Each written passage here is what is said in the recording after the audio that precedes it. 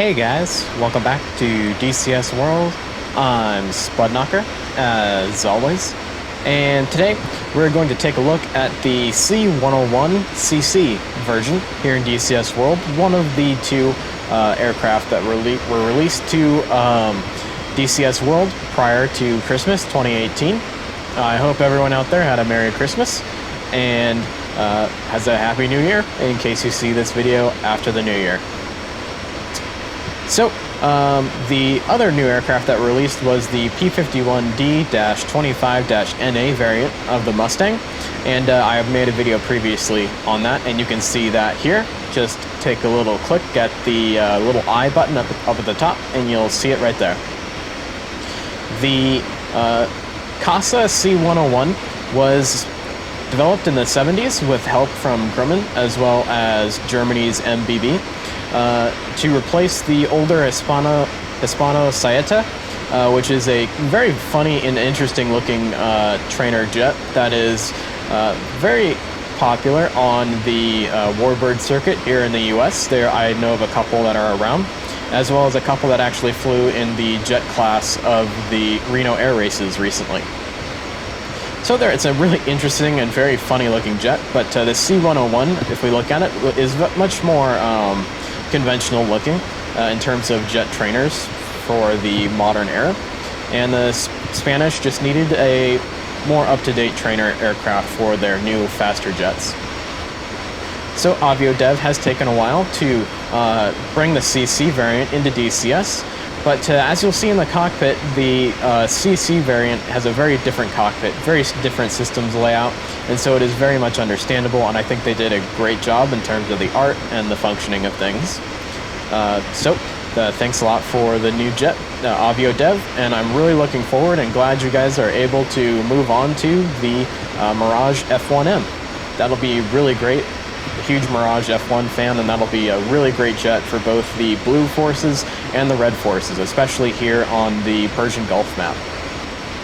I'm sure you guys will notice that I'm not on the widescreen panel yet, and that is unfortunately because UPS broke my panel in shipping during my move. The guy assured me that it would be packed well, and of course it was not, and ended up coming to my place totally shattered and spiderwebbed, but I got a new one on the way. So hopefully that'll get here soon and we'll get back to widescreen goodness. So without further ado, we'll go ahead and hop in the cockpit here. We're on the new airfield on the Persian Gulf map of Bandar-e Jask, and we've got a Jordanian Air Force skin on the jet. Just for giggles, since we're here on a Middle Eastern map, might as well fly for a Middle Eastern Air Force. And we'll go ahead and get our throttles set, or sorry, rudders set, so I get my feet on them, and we'll go ahead and taxi on out.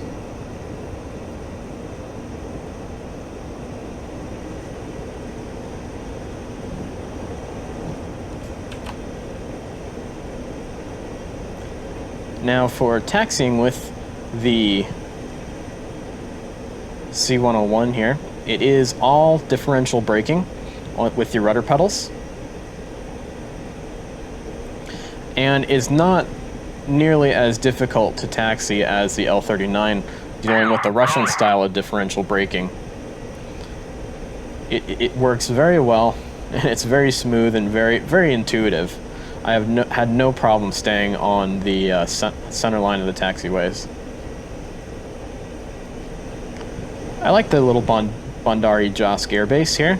It's very different from the kind of the NATO or Western style of air bases or airports where everything is just fully manicured and fully perfect with nothing near taxiways or runways. It's very cool to be kind of taxiing through some trees here and seeing some rocks and bushes along the sides. Of course, you can get that flavor up on the Caucasus map, but I digress. Do note that the ATC is not working at some of the new air bases on the Persian Gulf map, so that's not a bug. It's just they haven't been implemented yet, so don't think that there's anything wrong with your setup or anything.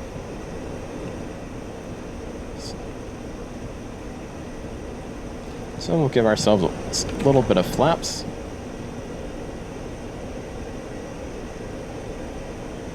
And we'll get lined up on the center line of the runway. So we're just going to take a nice little leisurely flight, check out a little lake that I've never seen before on the Persian Gulf map, and we should have some U.S. Marine Corps Harriers join up with us and attack a couple trucks laid out as targets, and then we'll come on back to Bandar-e Jask here, make a landing, and that'll be all she wrote. So we'll go ahead and just a quick disclaimer here. This is only my second flight in the C-101, so if I do something wrong, all of you C-101 aficionados out there will be able to correct me down in the comments. So just a little disclaimer there in terms of that. So let's go ahead and check it outside. Got a little bit of flaps. That'll help us out. Rudder looks good. Control surfaces look good. We'll give her a little bit of nose up trim. Not too much. I have noticed that this aircraft is extremely trim sensitive, and when you're on an attack run, you'll definitely be having to trim yourself out on that attack run, or your aim will be very, very off. But just a little kind of quirk to this aircraft, I guess you could say. Where'd our wingy go? Ah, there he is. So we'll go ahead and get her started. Throttle up. Once you hit about 80 knots, your rudder authority starts to kick in, and you won't have to use differential braking to stay on the center line anymore.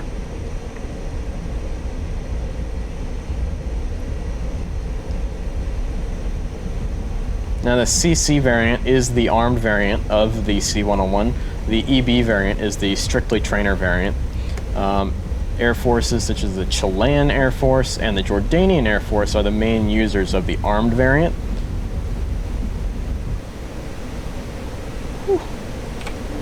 And we've got some LAU-3s and Mark 82s on our jet, so we're a bit draggy,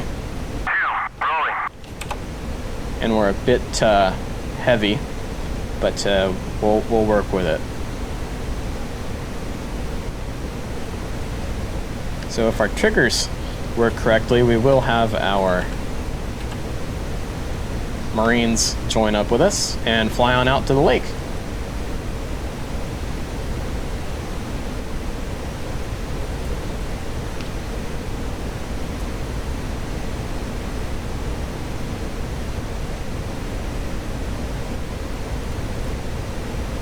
Not a huge fan of floodlights, but that's just the default the way they turn on when you spawn early in the morning like we have here.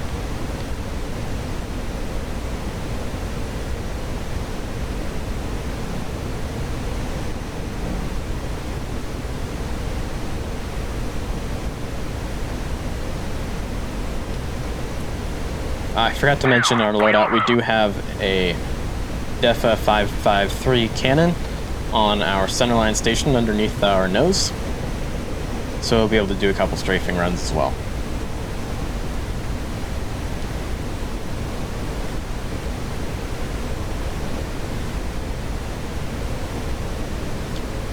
We're definitely trimming her out as we go here.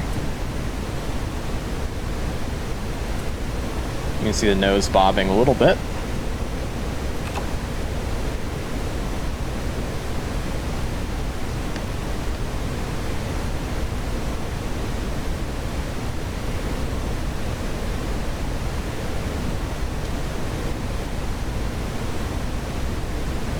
So just because of the panel I'm using, you may see some aliasing that you don't normally see on my channel, but that unfortunately can't be helped until the new one arrives.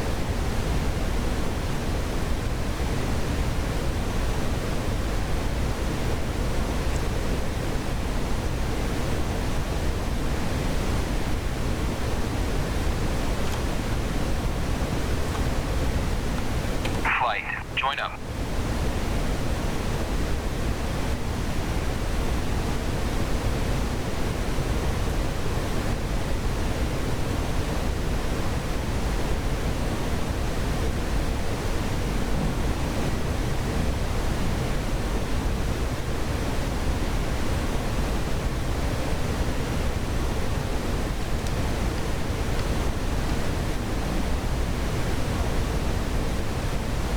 So our Harrier should be coming at us from the south. So far, I guess they haven't spawned.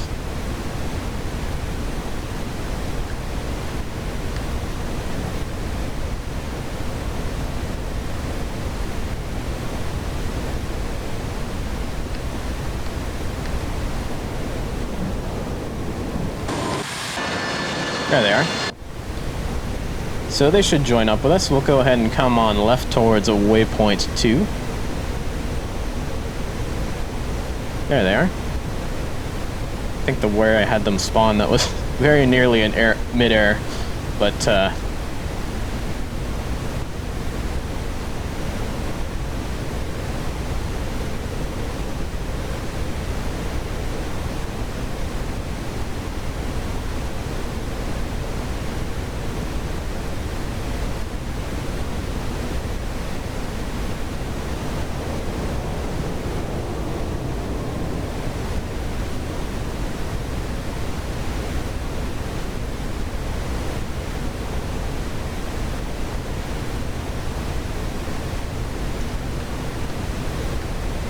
I don't have the navigation systems down here in the C-101, so we are using the cheat of the knee board and current position mark, but it's not too bad, I guess.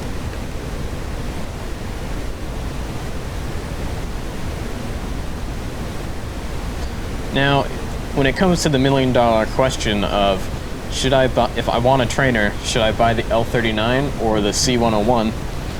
After flying the C-101CC here for a bit, I would say that I would actually say your hard-earned money should go to the C-101. Now, there's some caveats here. The L39 is, of course, very well known and is obviously very, very prevalent in the American warbird and European warbird systems, and is very, very well known in that respect. Oh, let's see what the AI does here. Looks like they kind of are going a bit fast. There's some AOA for you.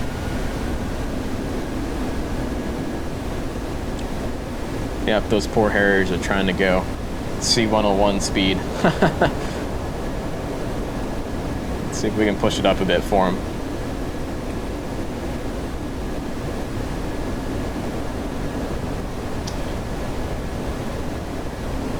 There's our lake out there. So back to my point, if you're a Western, you're looking to have a trainer for Western aircraft, I think the C-101 is the airplane you're going to want to go for. Just because the layout of the cockpit, the systems, you've got TACAN, you've got a weapons panel system that is actually very similar, just looks different from the F5. You've got very, Western systems, Western avionics. You've got imperial and metric systems of measurement for your altitude, airspeed, things of that nature.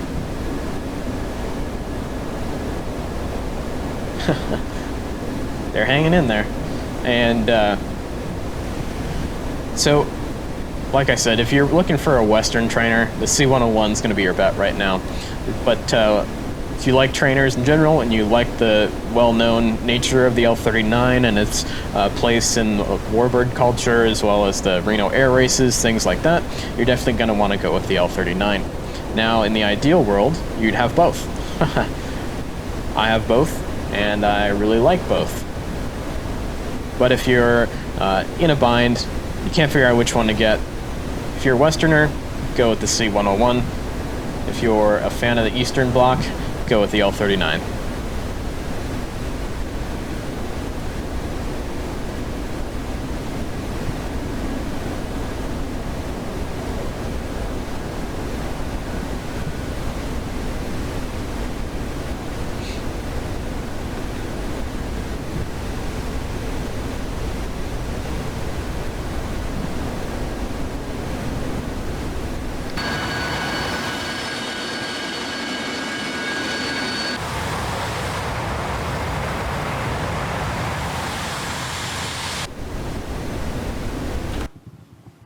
Oh, looks like our wingman's trailing way behind for some reason. That might be because our Harriers took his slot in the formation. But I'm unsure of that.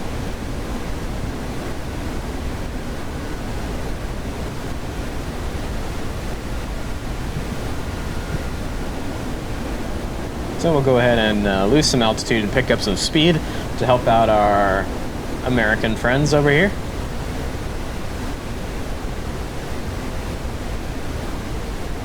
And we'll check out this little lake. There are some very cool geographical features in Iran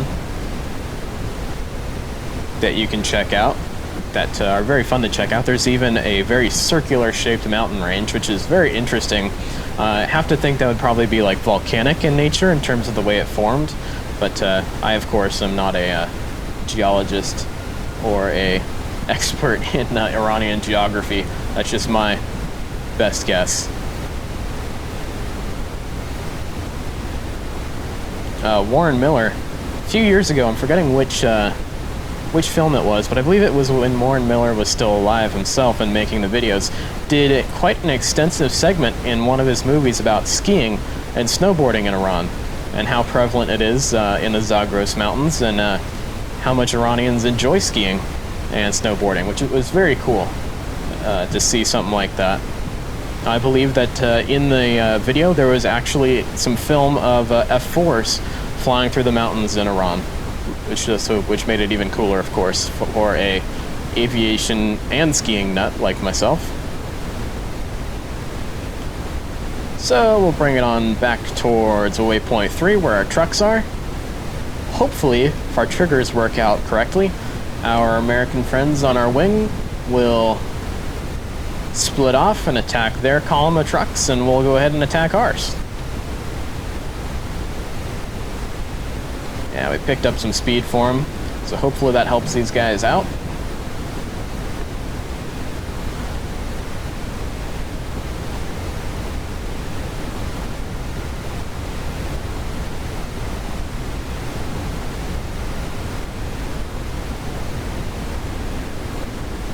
So we've got the throttle of the firewall, and they are still have a ridiculously high AOA trying to stay with us.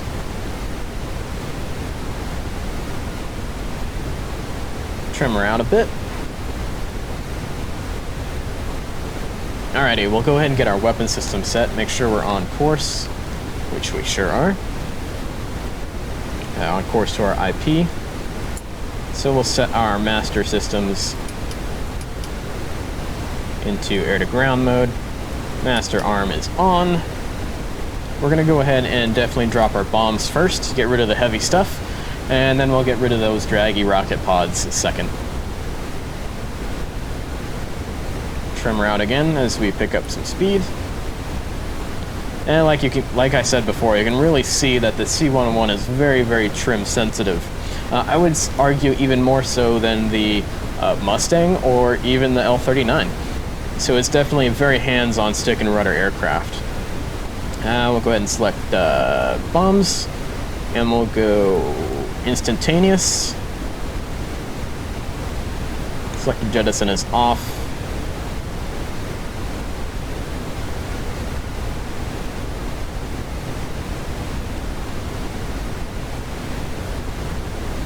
Looks like our jet is good to go, so we'll go ahead and turn on our bombing reticle, and we'll go ahead and do a manual depression of what do we think here? Why don't we go depression of 50, and we'll lower our seat a little bit to get a better view of that reticle.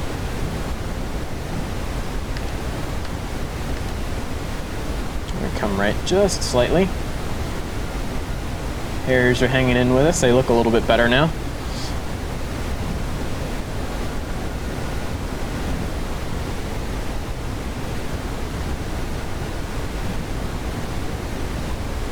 Just under 300 knots.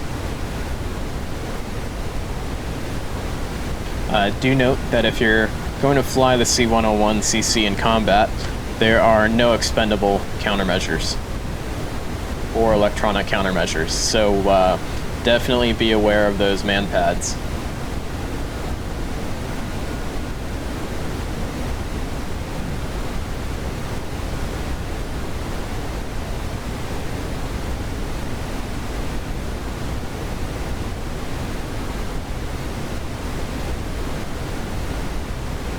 encountering a little bit of a crosswind. I think we've got a little bit of whew, very sensitive rudder. And I even have a bunch of curvature on it. So I would say in flight, unless you're making a super quick snap turn or doing a barrel roll, I would leave your rudders alone for the most part. Mostly using stick and trim on the stick.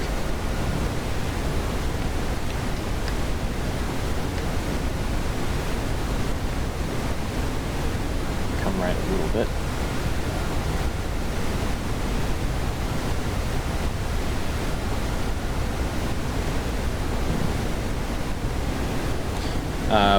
If you do have a gun pod on the C-101CC, I have found that your gun is hot once you turn on master arm. There's no need to select guns. The weapon release button and the gunfire button are separate. So I have the gunfire, of course, mapped to my trigger, and the weapon release button mapped to the weapon release button on my HOTAS, which is an X56, which is a little button with the A on it.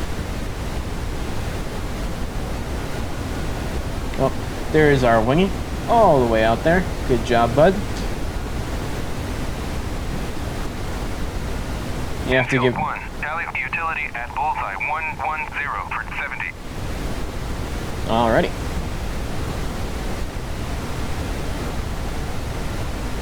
Looks like maybe these guys are dropping out of formation and are going to go do their thing. One, tally utility at bulls 110 for 70.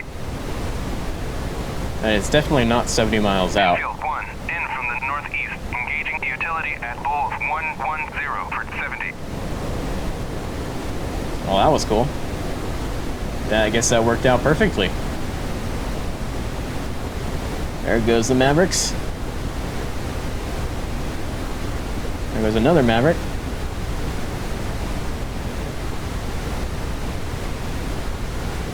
Go get 'em, Marines. Watch out for your little C-101 buddies here.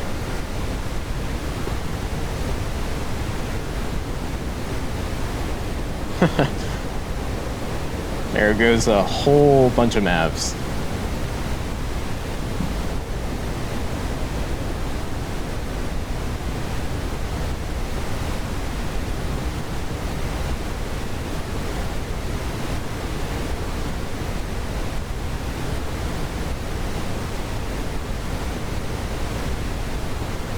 Kaboom.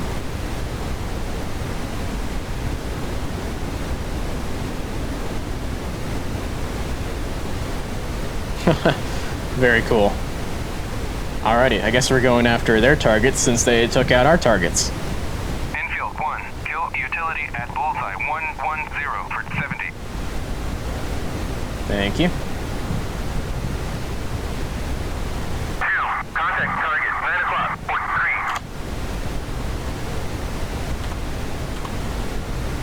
3. Flight, engage utility vehicles. Alrighty, so we'll go ahead and roll on in. Not much of a dive angle, but we'll make it work.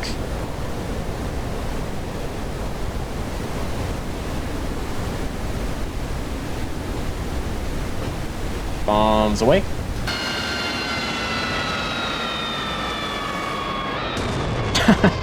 There's a whiff. Not enough dive angle. It's all good. Okay, so we're going to change up our depression to 30. And we'll go ahead and select our rockets.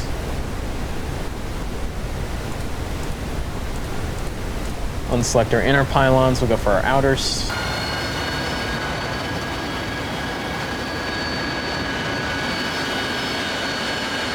Running in. Looks like the Marines are still hanging with me.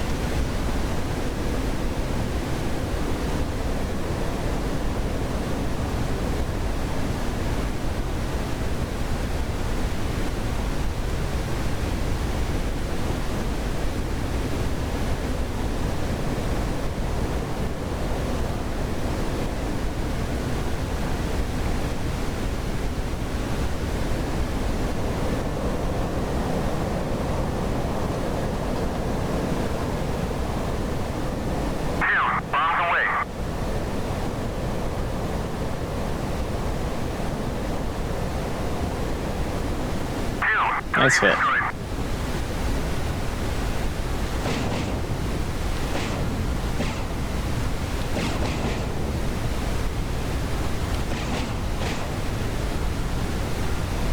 There's our real-time BDA.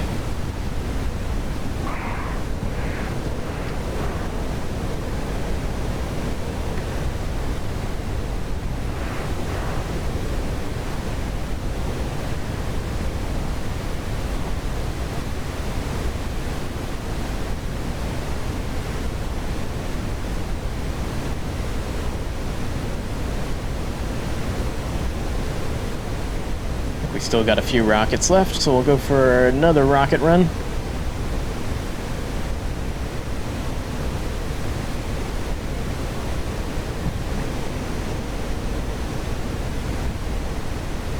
From the ocean again. Not a good idea. This is a do as I say, not as I do moment, because you do not want to come in on the same or close to the same heading, or even a reciprocal heading when you're engaging targets and you want to come in for a second pass. That is a big no-no. Alrighty, so we got one truck burning.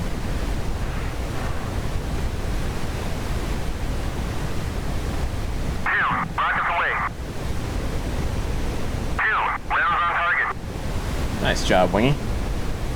Better than I did.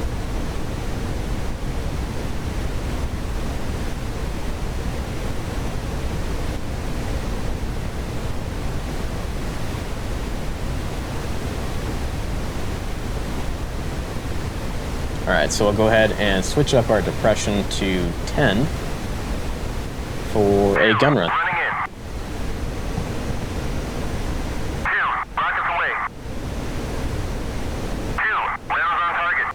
Well, that's the fastest I've seen an AI go in, then off, then in again on a target. There he goes. Oh no, that's a Harrier. Alrighty. One's in.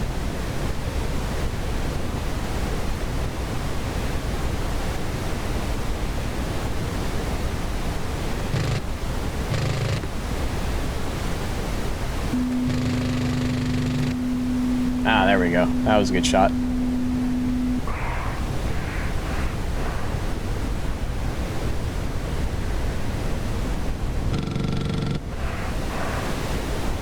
And what you just heard there was the shaking of the rudder pedals. So if you stall the aircraft, you'll actually get the rudder pedals to shake and vibrate. Because it's a trainer, it's a good idea to have that. A lot of general aviation aircraft actually have that. And it just lets the pilot know that, hey, dummy, you're stalling the airplane. And you can definitely hear that audibly in the jet.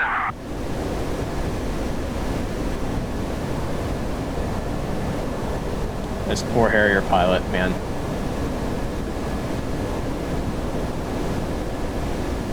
There you go. Just leave it.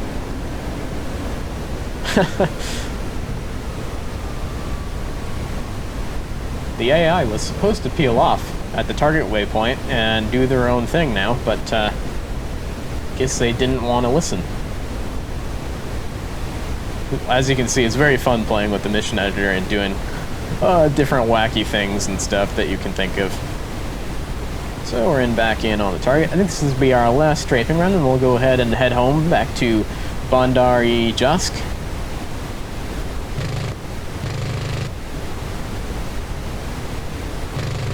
Oh, that truck might be dead. Oh, now it's dead. Meow. Cool. Alrighty, we'll go ahead and gain some altitude. Flight. Rejoin. Join up. And we'll go ahead and complete the third leg of that triangle flight path and head on home.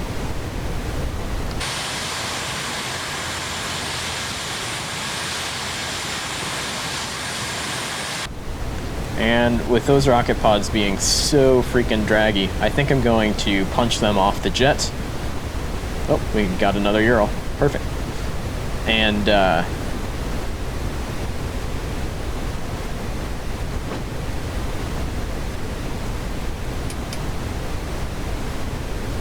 went ahead with the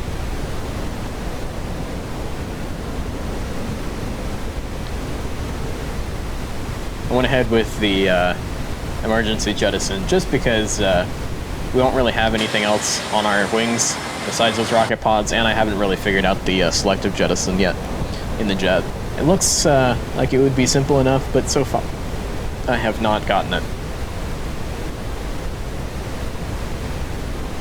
You can start to see that little peninsula from Bandari Jask out there, and I can already feel that the performance of the aircraft is greatly increased without those rocket pods. The trim system feels a lot smoother.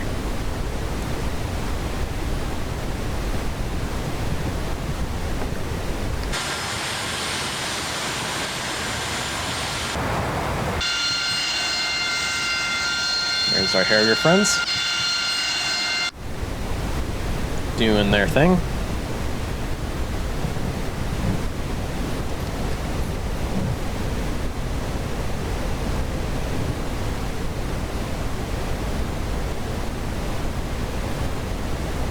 Now, something really interesting that I've noticed on, there's the simple flight model of the AI, but something interesting I've noticed in terms of the weapons and how they work on different modules in DCS World is those were, I believe, Lao 61 rockets, not Lao 3 rockets, as I had said earlier, but it's the same 2.75-inch rocket in a Lao 61 or a Lao 3 rocket pod. The Lao 3 is the older Vietnam era version of the pod itself that holds the rockets. And they seem to behave differently, whether they're on the C-101 here, on a Harrier, on a Hornet, or on an F-5. The rockets themselves seem more accurate on an F-5 than on a F-18.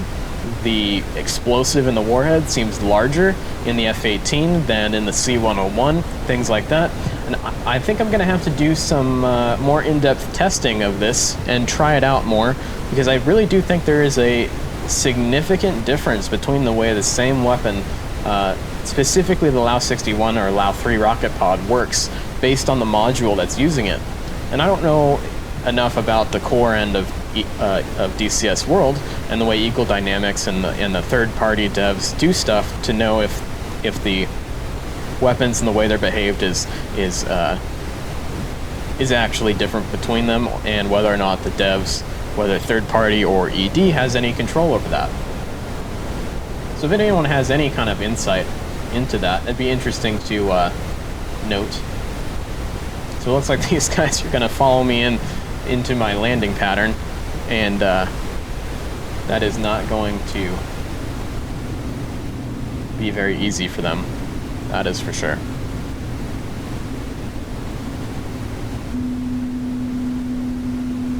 And like I said, I thought I had them set in the mission editor to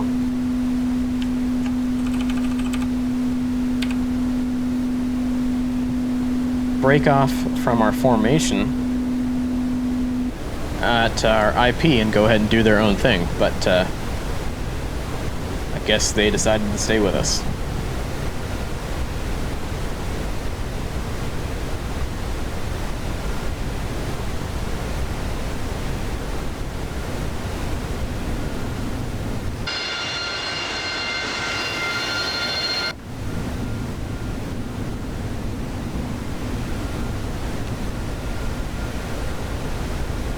Oh boy, what's the AI gonna do? Why do they have their wheels down?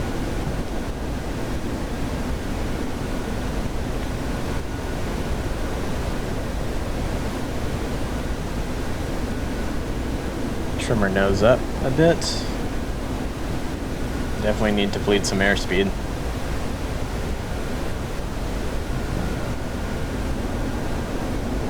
Oh.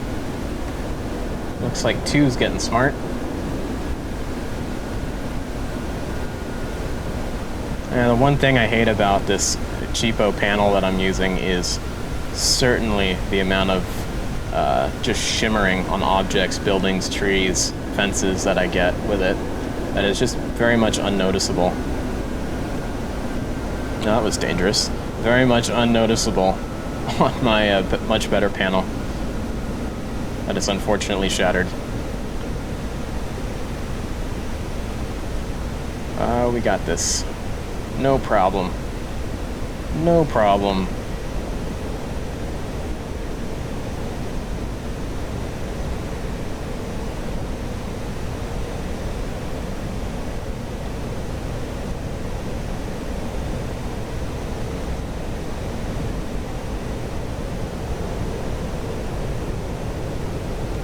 Bit fast.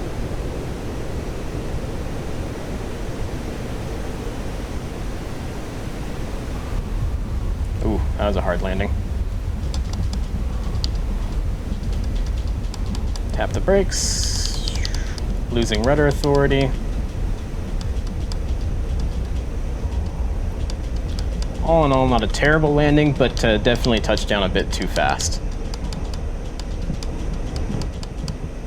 Well, that was fun. That was kind of fun playing with those Harriers, seeing what the AI would do with them.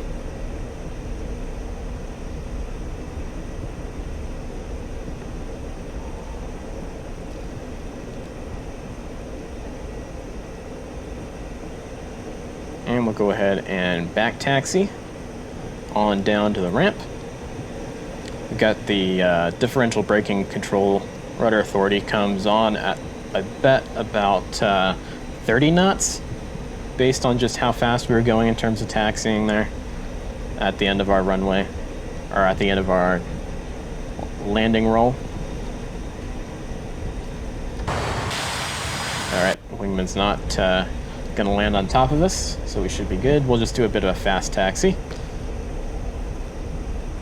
Like I said earlier, the new airfields here at the Persian Gulf map are not yet working in terms of the ATC control, so the AI might have a little bit of a difficult time, and you may think you have a bug or something, but don't worry, they're just not implemented yet. But it's a very cool little airfield. I like it. I like the scenery around it. Definitely want to incorporate this airfield into some of my next multiplayer missions. Maybe it'd be a good kind of expeditionary airfield for Harriers. The Marines came ashore, took this little tiny peninsula here, or the little causeway, whatever you want to call it, and Harriers got based here. That'd be pretty cool. I also kind of want to implement the C-101CC here into some of my missions. Maybe in some more permissive areas, as more of a coin aircraft than a strike or heavy close air support aircraft like an A-10 or a Harrier, just due to the fact that there's no expendable decoys, so man pads are definitely going to be an issue.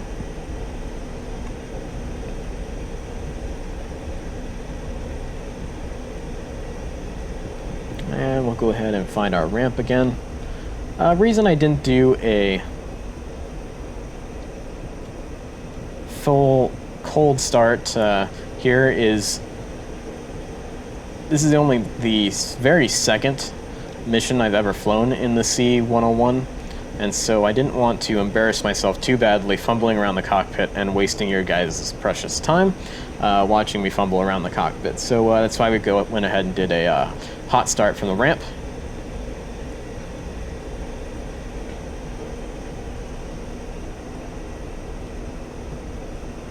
And in summary, I would say that the C-101 is definitely a very fun little airplane.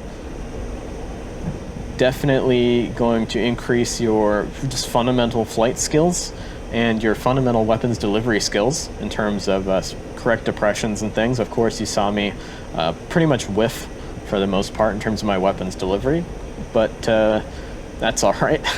Hopefully the video is still entertaining. Especially when we got to have those little Harriers play with us a bit.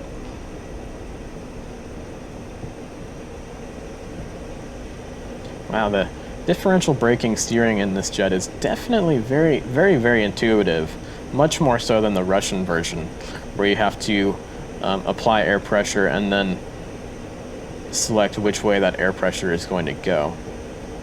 Just a very different way of doing it. But I like the Spanish way.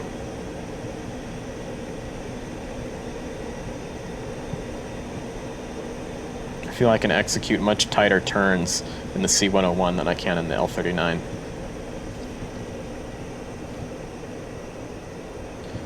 Alrighty, that is all she wrote. I would definitely say give the C-101 a try, and I am certainly looking forward to AvioDev's next project, the Mirage F1M and the Mirage F1B. That'll be a lot of fun, especially here in the Persian Gulf map. I can't wait till we have enough airplanes, the F-14, the Mirage, the MiG-29, maybe the JF-17, enough Red Forces aircraft that I can actually make some really fun P versus E missions from the Red Side's perspective. Maybe fly with the IRIF and come across the Gulf and bomb Dubai or something like that. It'd be fun to be the bad guys once in a while.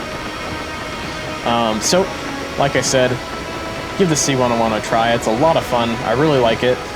Thanks a lot, AvioDev, and thanks a lot, ED, for getting it in there right before Christmas. Hope everyone has had a Merry Christmas and has a great New Year. Thanks a lot, guys, and fly safe.